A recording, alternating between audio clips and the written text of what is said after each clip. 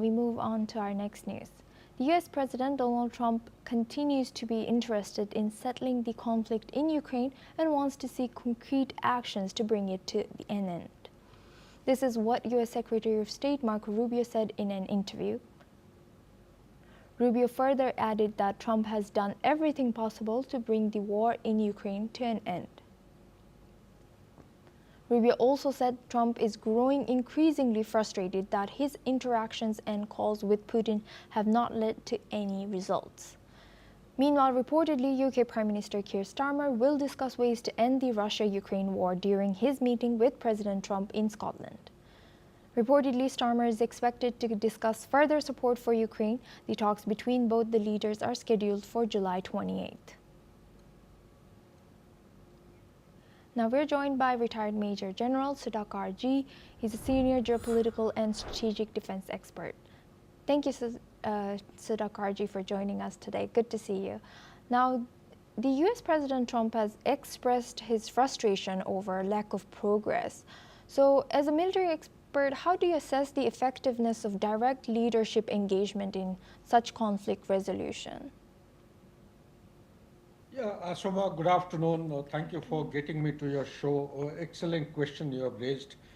My personal take as a student of geopolitics and matters related to Russia-Ukraine conflict, ongoing conflict, is that that element of trust has to be regained. It has to be restored.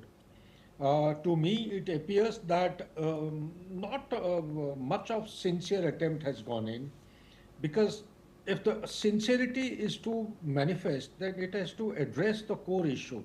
The core issue has to be understood as to why Russia invaded Ukraine on 24th of February 2022. Why did it happen? Because until it is understood, perhaps all other steps will fall flat. So therefore, for Trump, yes, he did made a commitment that he would bring the ongoing conflict to an end within 24 hours of he having assumed the presidency, but it's not that simple. These are very complex issues. There are multiple stakeholders.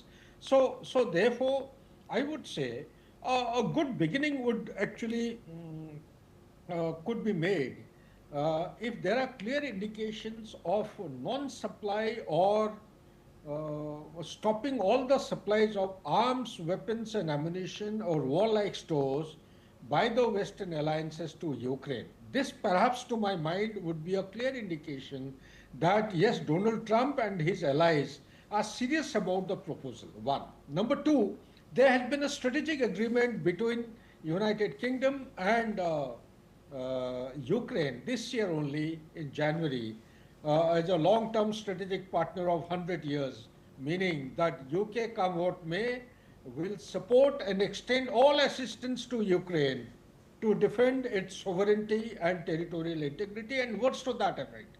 It may not be the same expression, but it's a long-standing kind of a commitment.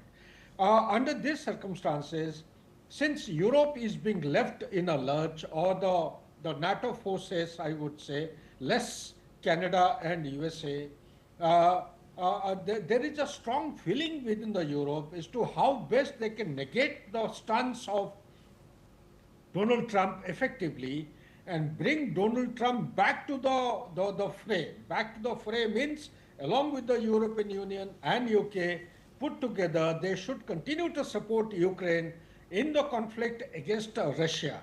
So therefore, there is a contradiction. There is definitely a friction in the very concept and idea, and it will do good.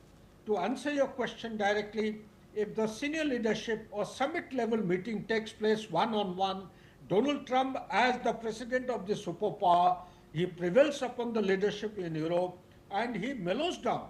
As of now, he is actually putting pressure on Europe to raise their expenditure or the rate of percentage of the GDP to be raised from the existing level to 5% by 2035.